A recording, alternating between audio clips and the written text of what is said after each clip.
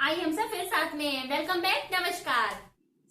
Familiar women YouTube channel को subscribe करें। Subscribe करते वक्त बेल आइकन दबाना मत भूलें।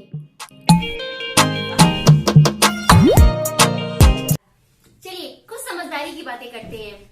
जीवन में समस्याएं आने पर अक्सर लोग इस चीज के लिए सरकार को दोष देते हैं, दूसरे लोगों को दोष देते हैं।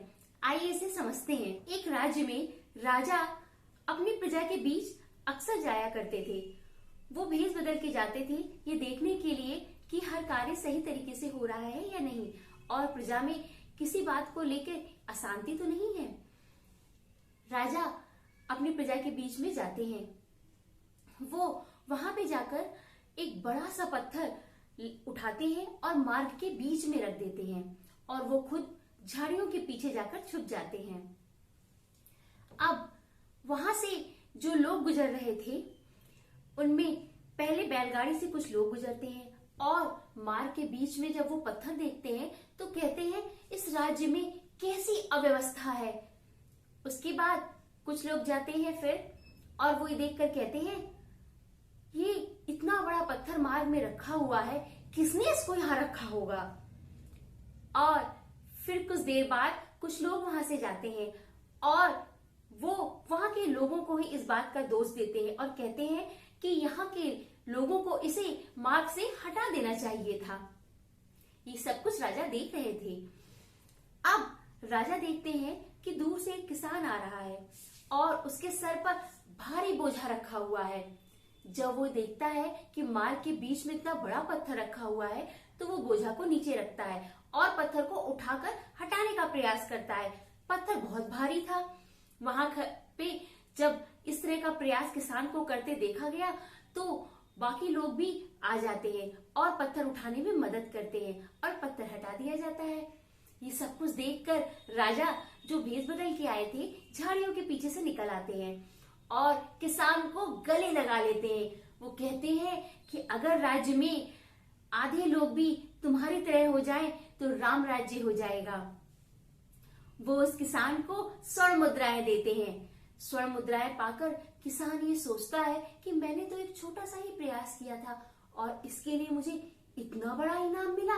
वो भावुक हो जाता है। तो हमें क्या पता चला, हम लाइफ में प्रॉब्लम्स के आने पर दूसरों को दोष देते हैं, सरकार को दोष देते हैं। अगर हम खुद से ये सवाल पूछे कि हमने वहां पर क्या किया है तो ये बात बहुत अच्छे से समझ में आएगी, क्योंकि हमारे द्वारा किया गया छोटा सा प्रयास भी हमें बड़ा इनाम दिला सकता है। आइए लास्ट वीडियो की प्रॉब्लम देखते हैं।